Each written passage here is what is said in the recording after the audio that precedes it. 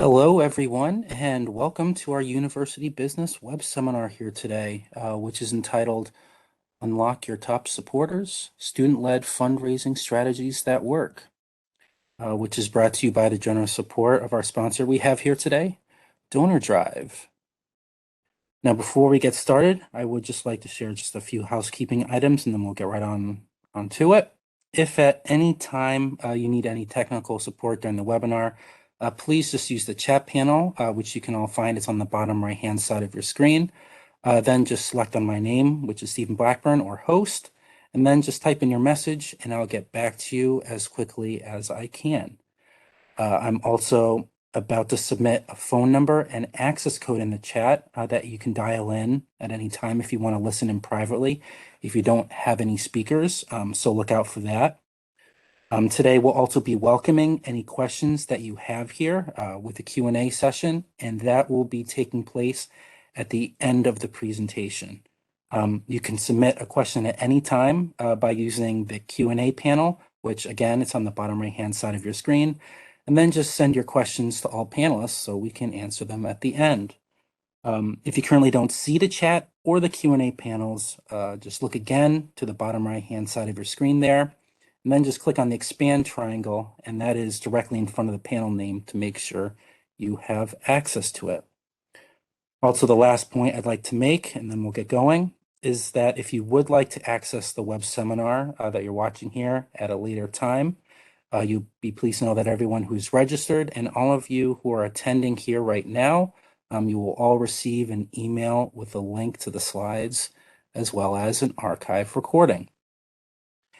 And now it is my pleasure to introduce the speakers that we have with us today. We have Lily Pivotal, who is the 2023 Executive Director at Penn State Thon, Logan Eckerd, who is the Director of Analytics and Strategy at Four Diamonds, and Kay Todd, who is Product Marketing Manager over at Donor Drive. Welcome, everyone. So excited to have you with us here today. This should be good. Thanks so much, Stephen. I'll jump in and share a little bit about what you can expect from today's webinar. So we're going to start by sharing some of the results from Thon. Those are really amazing. So we wanted to start right there with the meat of it. Then we'll talk about student empowerment, how building that student-led fundraising at the University of Pennsylvania, or University of Pennsylvania, Penn State, oh gosh, works, how Thon works and functions and how they engage students, how they work with our technology, what's changed this school year, some strategic communications that they're doing, and then of course how they engage alumni before getting into our Q&A. So again, as Stephen said, please share your questions and we'll be happy to answer those. So I'm going to start by turning things over to Logan to talk a little bit about Thon's success so far, or I guess in the last year, and then a little bit about the history of this amazing event. Yeah, thanks, Kay. So the Penn State Dance Marathon, also referred to as Thon, was started really as a way of the students being able to give back to their local community. But the simple idea really has grown into now the largest student-run philanthropy in the world. Each year, more than 16,500 student volunteers participate in a year-long fundraising initiative to benefit Four Diamonds at Penn State Children's Hospital, with the collective goal of conquering childhood cancer. So as Kay mentioned, Thon has seen some really tremendous growth and success over the past couple of years. And in 2022, Thon raised a record $13.7 million, which was a 29.3% increase over that of 2021. The second largest total was actually achieved in 2014. So it's really cool to see Thon really come back post-COVID and really see a lot of growth, and hopefully we'll see a lot of growth in the future as well. But really, all of this increase recently is thanks to the peer-to-peer fundraising and building that strong sense of community. Thon is poised to really have some tremendous fundraising growth moving forward as well. Yeah, and what's always so amazing to me is Thon's been around for 50 years, more than 50 years now. So to see almost 30% growth year over year, I mean, that is amazing for an event of that, that's been around for that long and a pillar of the community. So congratulations to you both on that success. So Logan, tell us a little bit more about how you inspire student-led fundraising at Penn State and tell us a little bit about, you mentioned Four Diamonds, which is obviously where you work. If you can kind of share the background of what's Four Diamonds versus Penn State fundraising versus Thon, all of that. Yeah, so as I mentioned previously, Thon is completely student-led, and our work at Four Diamonds and in Penn State Development really is acting as coaches and mentors to the student leaders of Thon, and really making sure that they have all of the resources they need to succeed in their fundraising. So I'm sure as most of us can really understand, kind of navigating university bureaucracy is tough sometimes. So our job is to help them kind of navigate through that and break down some of those barriers as well. As Kay mentioned, Four Diamonds, which is where I work, is the sole beneficiary of Thon's fundraising. So we really work closely with Thon to ensure they have all of those resources that they need, as well as kind of sharing some of those, fundraising best practices. And we've been using, at Fort Ivans, have been using the Donor Drive platform since 2011. So we've had some really great data and research on a lot of those peer-to-peer fundraising best practices. So we work to kind of share those with the Thon student leaders and help them kind of continue to grow out their peer-to-peer fundraising strategy as well. We also help them with storytelling. So, being able to share the stories of the children and families who are going through treatment or who have just kind of completed their treatment, or even those that unfortunately have lost their battle, we are able to help kind of share those stories with Thon. And Thon is also able to utilize those stories as well as the connections to our Four Diamonds families to help motivate their fundraisers and volunteers to succeed as well. We also help them with ensuring they have the technology and resources available to help them with their fundraising success as well. One of our jobs is to kind of help ensure that if Thon would like to kind of proceed with the new technology, that it works with some of our existing university systems, and we're able to kind of navigate that aspect as well. And then lastly, one of the big things we help with is just communications and really kind of having that collective communications front of both Four Diamonds, the Penn State Health Children's Hospital, and then also of what Thon is doing as well, and being able to kind of collectively share the impact that we're all having in helping to kind of conquer childhood cancer through each of the different avenues that we're working through as well. Great. Thanks so much, Logan. Lily, want to get you part of the conversation here. How do you work with students to motivate them to fundraise? Yeah, absolutely. So, like you mentioned, Thon has been around for 50 years. This is our 51st. So, over the many, many years that we have made little tweaks to our organization structure, we found something that really works for us. So, kind of here it outlines our different strategies for organizing Penn State students to fundraise for Thon. It all starts with the executive committee, which is a team of 16 students who help lead the strategy for the year.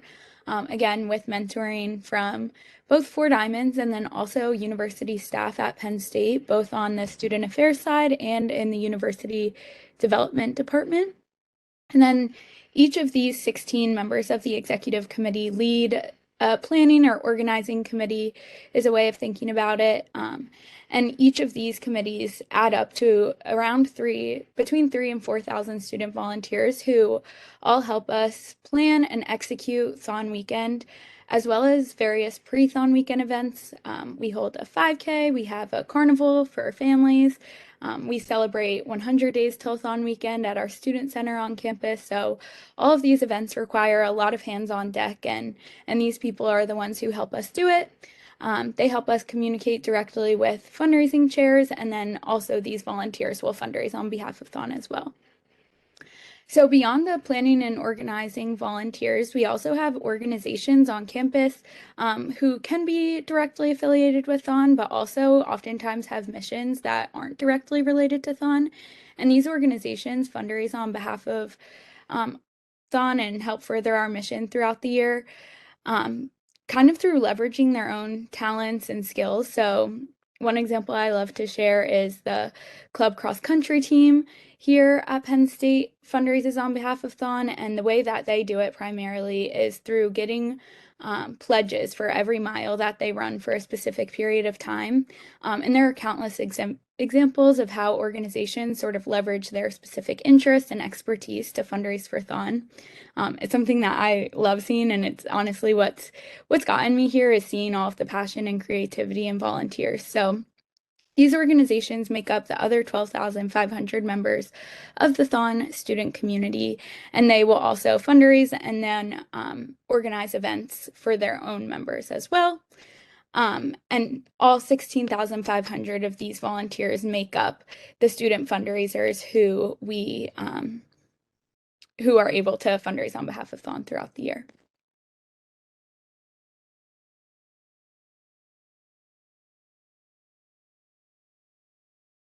Awesome. Thank you, Lily, for explaining kind of how Thon works. And it's so cool how you guys have that top-down strategy, all student-led and student-run. Can you tell us a little bit more about what is motivating students to fundraise? I know that's something that we're all interested in. What's motivating today's young people to get involved with missions like this? Yeah. Well, I will say we're lucky to have a lot of student volunteers who are really focused on the mission and have a true desire to give back to children and families impacted by childhood cancer. One way that we're able to really connect students with the mission of Thon is through pairing student organizations, like the cross country team. I'll keep using them, but we have fraternities and sororities and a whole bunch of different organizations, but I'll keep using the club cross country team as an example. But they're paired with families who are treated at Penn State Health Children's Hospital, and they create one-on-one connections with these families, and they actually provide emotional support to them during their cancer journey and beyond. And these connections, I think, really help motivate students to want to give more to Thon every year, both in terms of their time and energy, and then also in terms of their desire to fundraise. So, really making sure that all of our volunteers are focused on our mission first and foremost is a priority for us every year. Beyond that, we do have a, a culture of healthy competition across student organizations where these organizations want to be on the top of the leaderboard at the end of Thon weekend when we raise the total. We'll also share the top 5 to 10 organizations who fundraise the most throughout the year. And a lot of times this will motivate organizations to want to be the top fundraiser for the 2022 year, the 2023 year. And I think that's another way that Thon chairs and people who lead their organizations, Thon fundraising, will motivate their volunteers as well. We also, at Thon Weekend, the way that we kind of structure it is only a select few number of students get to dance throughout the weekend. Dancing is always a confusing term, but really it means that you are part of the 700 people who are standing for all 46 hours. So these 700 students will not sit or sleep for a full 46 hours. And then obviously the other 16,500 student volunteers, I guess 15,800 student volunteers will sleep for short periods throughout the weekend. And that's something that over the years has become a big honor for students. So a lot of times being able to be part of that 700 is a huge honor and something that you do as like your capstone experience in Thon. And I think having that as kind of a way to incentivize people has helped us too. It's something to be sought after. And these dancer positions are oftentimes chosen on the basis of fundraising either in the current year or prior year. So again, just another incentive that I think really pushes students throughout the year. And then I think beyond that, just touching a little bit more on incentives we have throughout the year will be different events. So I already mentioned 100 Days Till Thon. We have a Dream Forward campaign where we motivate the Thon community in late October and early November to raise a certain number. This year, we're motivating the Thon community to fundraise $700,000 in 17 days. And so these short windows help us and help the student fundraisers kind of create urgency for their donors, whether it be family and friends, to reach these shorter goals in our larger fundraising window year. So we also have opportunities on Giving Tuesday. We'll have specific matching days throughout the year where people will be motivated to get extra matching funds to their donation. So just creating these moments leading up to Thon weekend has been really helpful in our fundraising as well. Thanks so much, Lily. And I think something that sticks out to me about your guys' mission and how you guys share the mission is you're tying directly those donations and that fundraising to impact. So you're always tying it back to impact, and whether or not, everybody, our audience, you're fundraising for a healthcare system or the university, just having a direct tie between what those dollars do and the mission, I think is so important and really has been a testament, something that you guys have really done well in everything from your donation page, the way it has outlined X amount of dollars does X thing, just showing that impact throughout the experience and reminding people what their dollars are doing. So Logan, can you talk a little bit more about technology and how that plays into the success of Thon? Yeah, absolutely. So technology has been extremely important to Thon's success, especially recently over the past couple of years. When Thon made the transition to Donor Drive, they've seen a lot of tremendous growth in the past couple of years from that transition. Really, because they've been able to give those student volunteers access to their own fundraising page that they can then kind of share out with their community of family and friends and neighbors, and be able to really share why they're participating in Thon and why they're so passionate about being involved.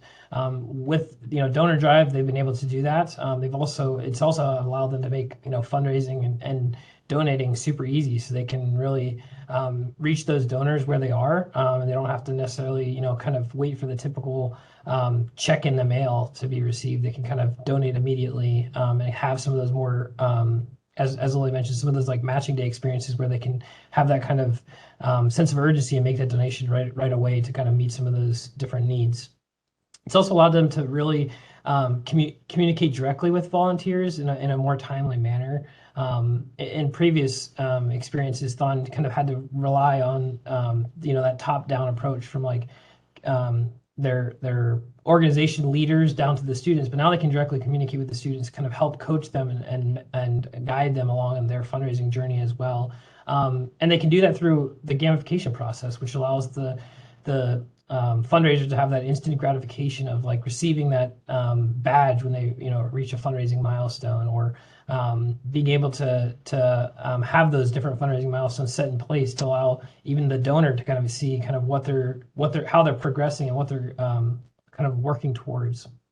And then, also just being able to kind of, as Lily's mentioned, kind of have that healthy competition amongst themselves to kind of see who can, do the best. And then recently, Thon's also really tried to meet not only the students where they are, but also even alumni and other fundraisers where they are through activity tracking and virtual engagement. And I think that was something that was kind of born out of COVID, but I think has kind of moved forward in a good way and has allowed them to kind of reach an alumni base, and they don't have to necessarily be in University Park or State College to be participating in Thon. They can participate where they are, whether it be through a 5K run or another activity across the board.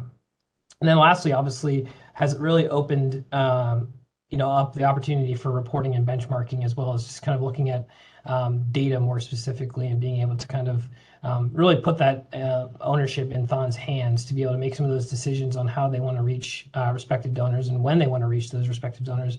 The technology has really enabled them to be able to make some of those decisions really in a timely manner, and kind of get to where people are as well.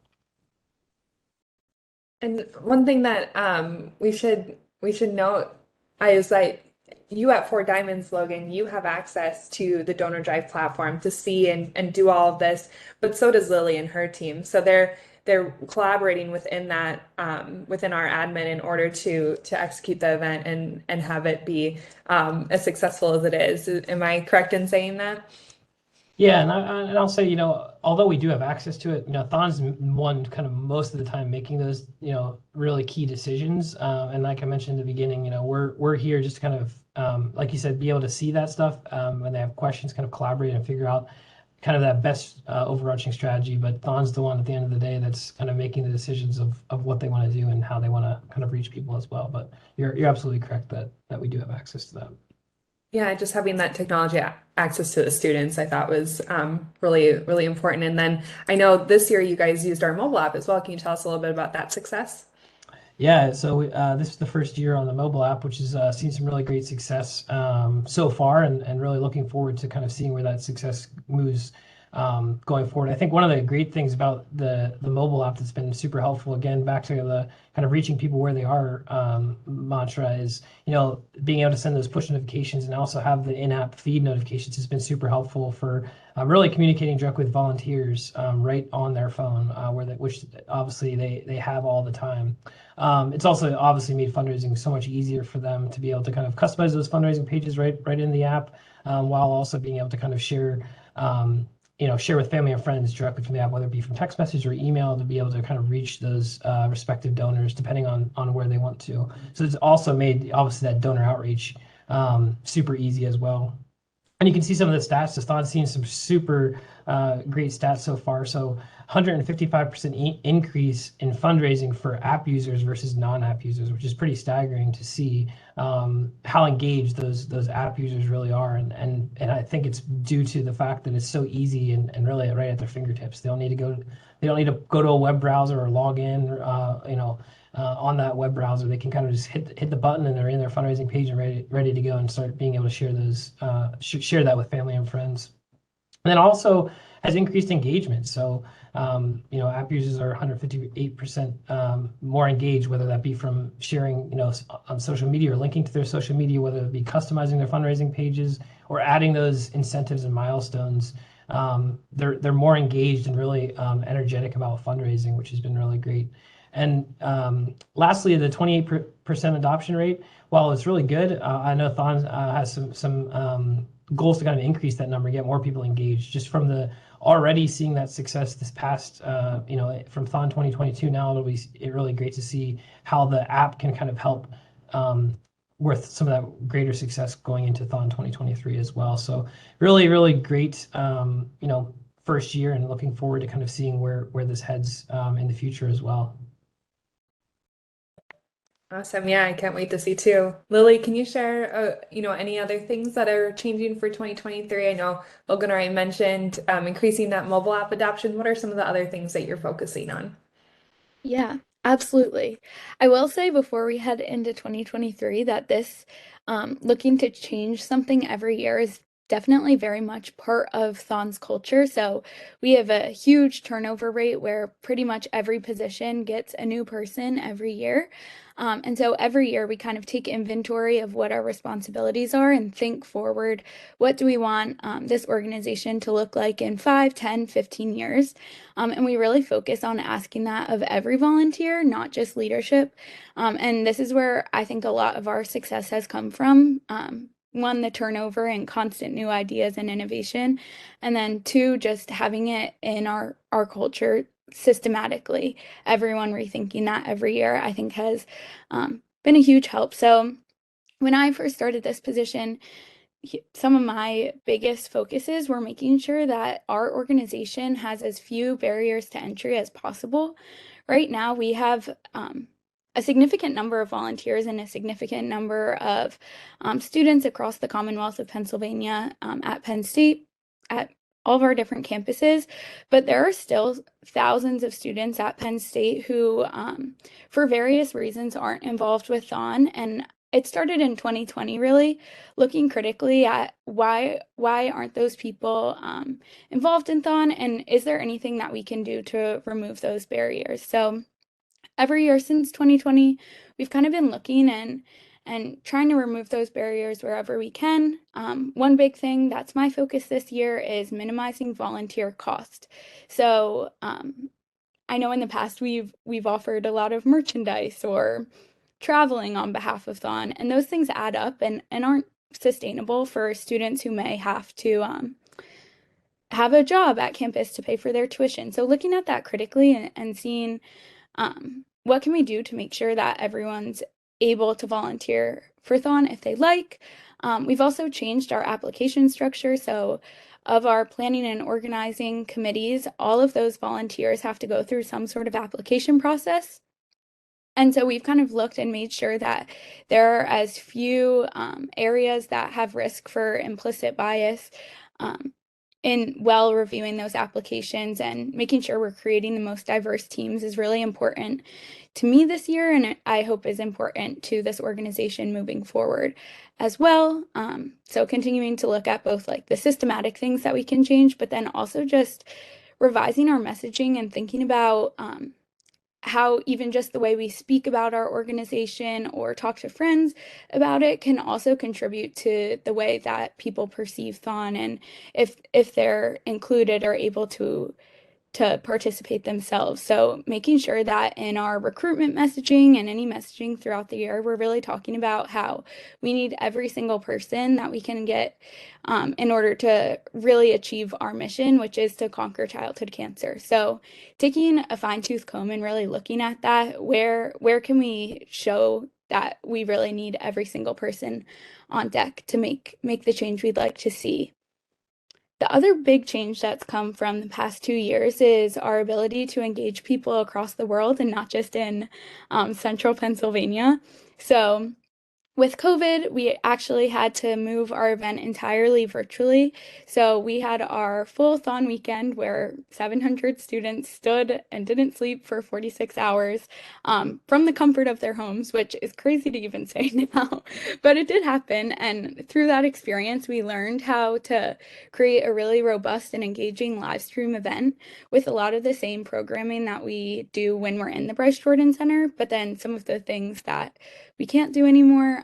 We had to get creative, and a lot of that creativity has benefited us now that we're able to have both an in-person event and a virtual event.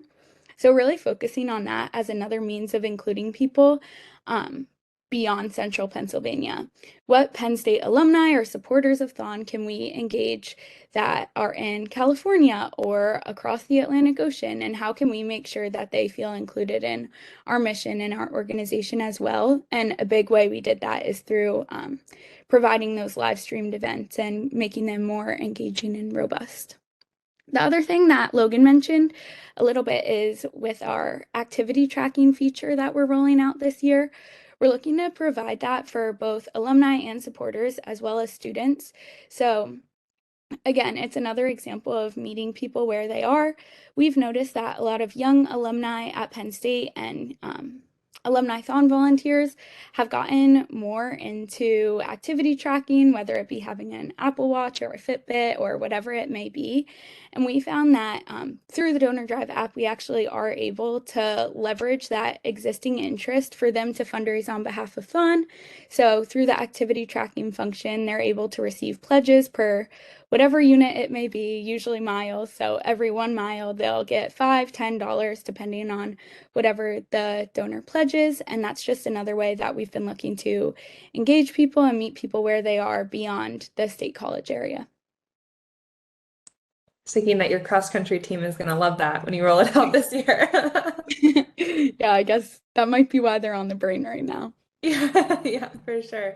And that they can manually track, or they can, automate it through Strava or Apple Fitbit, like Lily was saying. And Lily, communicating with 16,500 students and volunteers, that to me, that sounds like a big task, and I'm a professional marketer. So can you tell us a little bit about how you accomplish that? Yeah.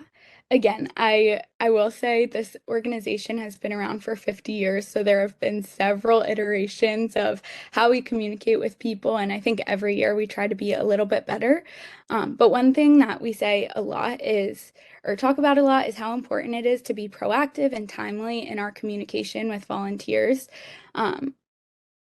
Obviously, planning events takes a lot of moving parts and organizing a lot of moving parts, and sometimes that can lead to more reactive communication or last minute communication. But this year especially, I've really prioritized, and in the past they've prioritized making sure that people have enough time to plan, to communicate that with their respective student volunteers that they're organizing throughout the year. One way that has been really successful, and this is something that is near and dear to both Logan and I because we were in positions that manage this communication, but we do offer all thon chairs or individuals who lead their specific organizations on fundraising a one-on-one communication method and a liaison they can talk to who is an expert on all things thon. So I think having that one-to-one interaction both in person and virtually is really powerful for people to feel like they are a full member of our community and they're really in the know on how they can best contribute to thon throughout the year. Um, Yeah, we also are able to use Microsoft, which has been a huge help through Penn State. They're able to offer that to us. And using Teams has streamlined our communication process. Like, I can't emphasize how much it has made our communication more efficient. We're able to share real-time updates with all student volunteers at any given moment, and that has made our communication even more efficient, I think. Awesome. And Lily, I think you know, the timely messages and messaging that comes directly, that you've set up in advance of the event and then are just there, being able to automate those things, that seems very beneficial to you guys as well, just having those things built in so then you're able to plan that communication out well in advance. Yep. And there also are opportunities for us to send triggered messages. So if a participant reaches a certain fundraising goal, we can send them a message without us even looking at it, which obviously makes our communication throughout the year much more efficient as well. Yeah, awesome. And then how do you engage students after they graduate? How do you keep up with those alumni and people who have left Penn State physically but not in their hearts? Yeah, that's something special about Penn State's culture where a lot of people after they leave Penn State definitely remain invested in this place and these people. So we're able to leverage that through a couple different ways. Of course, like most universities, we're able to engage alumni through the traditional methods like direct mail, having local alumni chapters fundraise for Thon throughout the year. And these are really important. These are some of our most successful ways of engaging alumni. But over the past, I would say 5 to 10 years, we've been looking at more creative ways of engaging alumni who may not fit into those specific molds. One example is if they don't live close to an alumni chapter or if they're just not as receptive to direct mail solicitations, how can we reach those people? And the program we've created to sort of begin to get at that problem is called Thon Nation, where we offer Penn State alumni the opportunity, or it doesn't even need to be a Penn State alumni, it could be any supporter, individual, anyone, the opportunity to fundraise on behalf of Thon through Donor Drive. So creating their own page that they can share with friends and family to fundraise on behalf of Thon throughout the year. One thing to note too is we also offer these Thon Nation pages the ability to credit the organization that they were a part of. So I'll use the cross country example again, but if someone graduated from Penn State and they were really involved with that club, they could create a Thon Nation page and continue to contribute to that healthy competition culture we have by contributing all the funds that they raise throughout the year to the cross country team.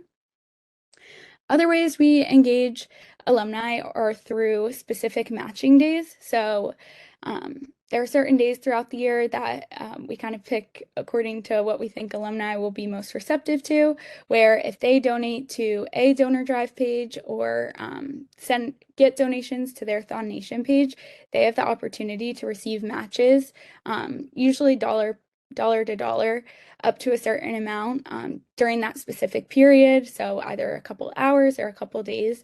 And so that specific solicitation we have seen is really effective at engaging alumni. Again, it's creating that urgency for them that has historically been really successful. So we're always looking for ways to kind of create those moments throughout the year and then also during Thon weekend. We also have the Dance Marathon Alumni Interest Group. So this is a group of Penn State alumni who specifically will create events. They're not specific to any like local alumni chapter or location, but they'll create events and fundraising opportunities throughout the year. And they're also a really great resource for us when we're thinking about how to better engage alumni. They have a board of directors who they all are Penn State alumni. So if we're thinking about like an idea to engage them, we can always kind of run it past them and see if they think it would be an effective way of reaching people where they are. We also have the Around the World Challenge, which is coming up. This is where we challenge the Thon community to run around the world in 7 days. So we use the donor drive activity tracking function, and we're able to have anyone create a page to track their activity. So alumni can join, all Penn State students can join, any supporters can join through Thon Nation. And they're able to track their activity for 7 days. And again, it's just creating those windows where people are feeling the urgency and they're feeling the collective community created when we're all trying to run enough miles to go around the world. So that's another way that we're looking to engage alumni further this year. But there are several things that we're looking to do to improve the way that they can involve themselves with Thon. And Logan, it'd be great to get your perspective as an actual alumni from of Thon and of Penn State. How, what are you seeing on the alumni engagement front? Yeah, so I mean, in addition to some of the things that Lily kind of mentioned, I think one of the nice things again with communication is, there's periodic alumni emails that get sent directly out. So similar to what a student would have received, during their volunteer experience, now they get to receive an email as an alum, kind of being kept up to date on all the Thon happenings, which I think is a really great way to keep that community connected to the mission of what Thon's doing, and really to be able to see kind of all those great, different events that are happening or ways they can get involved, and really continue participating in Thon as an alum. And then I think there's some, great ways that Thon works to kind of interact with, like Lily had mentioned, even like the Dance Marathon Alumni Interest Group, really using that vehicle to kind of engage with more people from outside of the central Pennsylvania area, and staying involved and getting involved and participating, and kind of almost using them as like I don't want to say advisory board, but using them as kind of that sounding board of like getting a pulse on how the alumni community is, and kind of different ways to kind of reach them and engage with them as well. So it's a great way to kind of build that network and kind of keep things moving forward as well. And really, I think Thon's also leveraged alum in different ways. Of even some corporate sponsors have come from being alum that have now gone on to work at different corporations and things like that as well. So I think all of that has kind of come from that ability to kind of keep the community connected after they leave, and keep them energized to keep participating as well. One quick thing to add too, thinking about kind of alumni at all different ages, is this year we've been able to roll out a more robust program for people to incorporate Thon into their planned giving. So we're really reaching alumni at every state of their journey past Penn State, even encouraging people to include it in their estate plan. So we really try to reach people exactly where they are and provide opportunities at every step.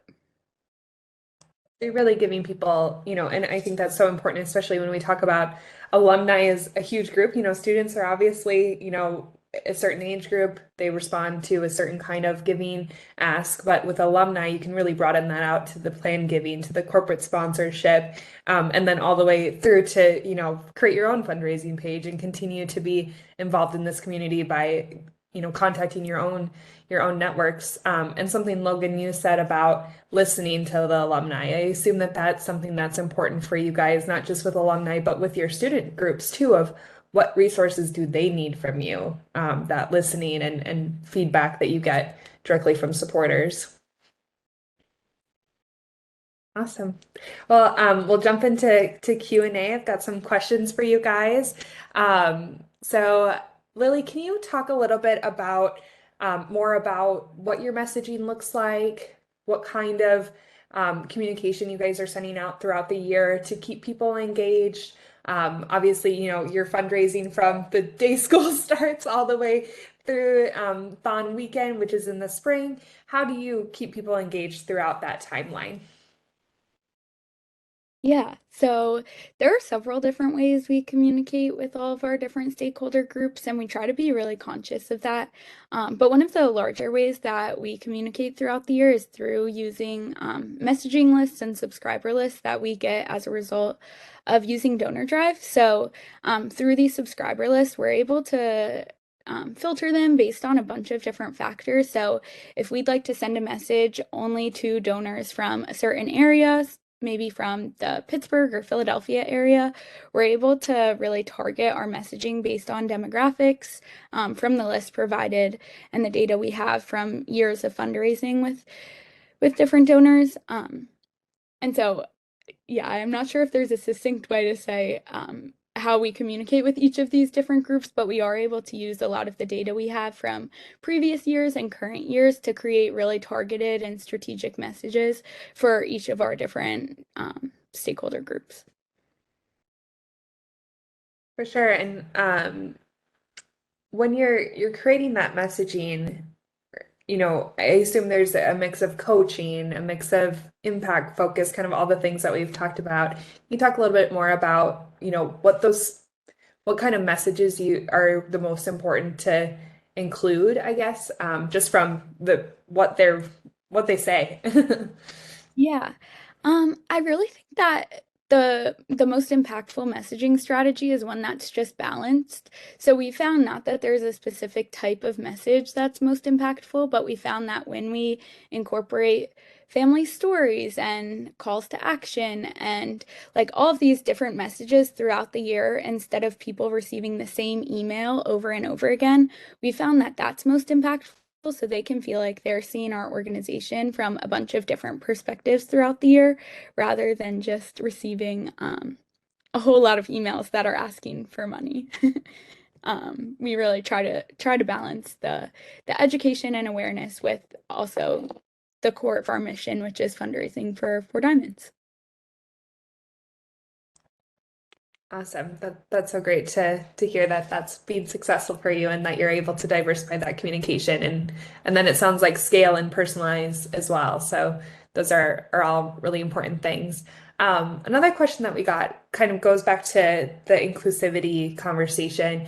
And how when we talk about inclusivity, like of course what you're talking about of making sure that everybody feels included, are there any things that you've done, and I can speak from the Donor Drive perspective as well on how our platform has tackled accessibility and making sure that anybody can use the platform, but are there any things that stick out to you of how you're making that experience accessible to students of all backgrounds and ablements and all of that?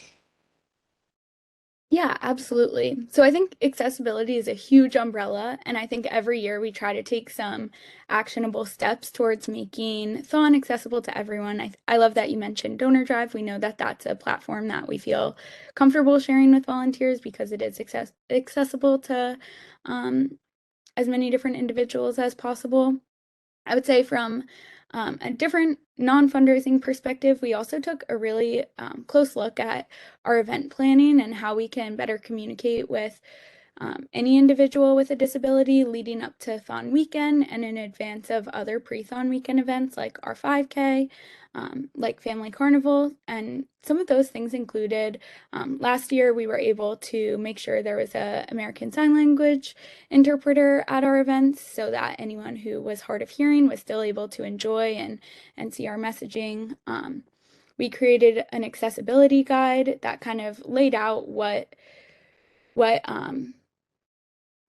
accommodations were available at the Bryce Jordan Center from a bunch of different angles in advance of Thon weekend, and we were able to distribute that pretty widely to make sure that anyone who needed accommodations or wanted accommodations knew where and how to get them. So I think like little things like that, thinking about every single person who could come to the event and how we can make it make it as comfortable and enjoyable as possible is where we've been and where we're sort of headed, making those small improvements every year. Yeah, that's great. And on the donor drive side, we make sure that everybody can use donor drive, whether you're using a screen reader or even for color blindness, making sure that the colors are contrasting and all of that. And then building things in where Lily and her team can add alt text to images and can clearly see how to build out headers so that the content is easy to absorb. We build everything that's mobile first. Accessible, to people who are on their mobile devices as well as desktops. So it's something that we've really prioritized and taken a close look at our platform so that our clients like Lily and Logan can send it out to anyone and feel confident that they can use the software and do the things that we want them to do. So awesome. Anything to add there, Logan?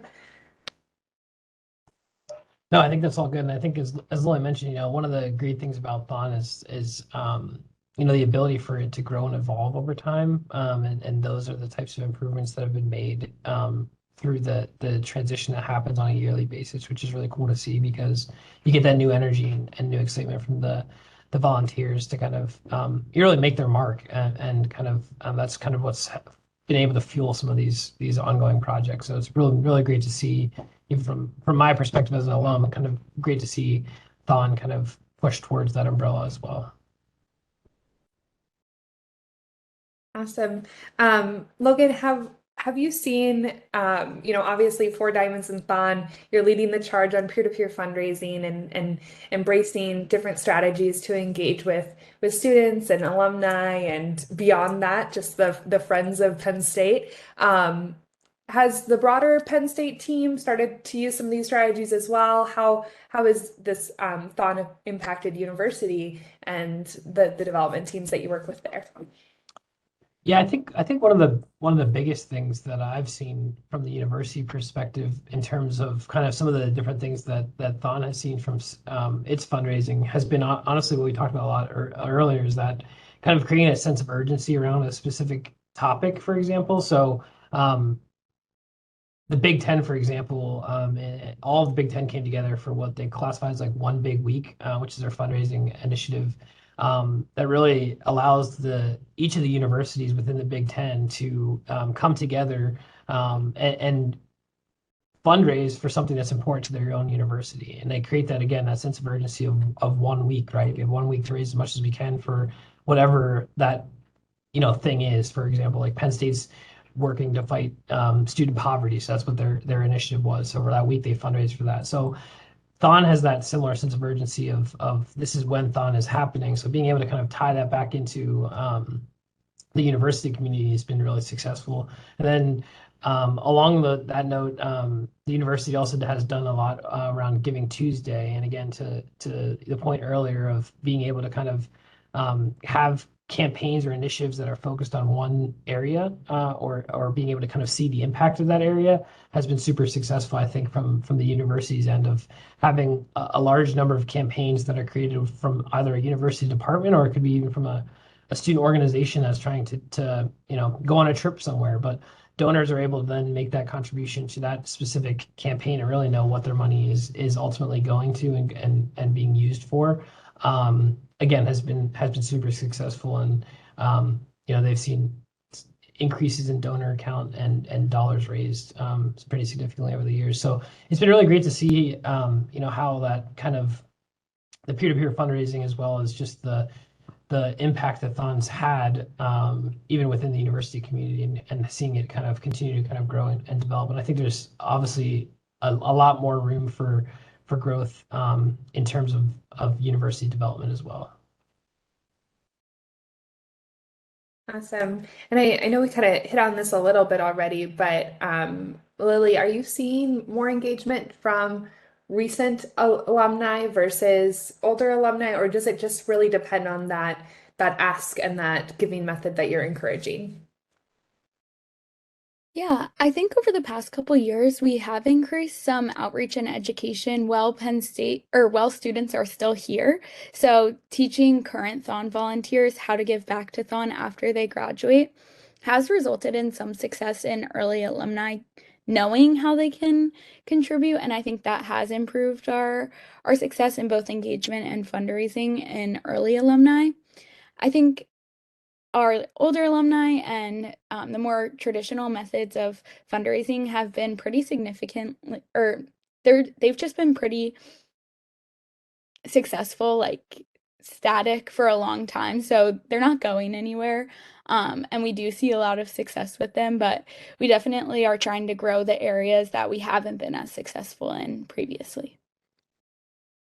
So maybe right after they graduate, students aren't ready to give back because it's, they're getting started in their careers and things like that. But that's where, still encouraging them to fundraise and maybe not making just the donate ask comes into play and can be successful. That's really interesting. Well, those are all the questions I had. Is there anything, Lily or Logan, you'd like to add that we didn't cover?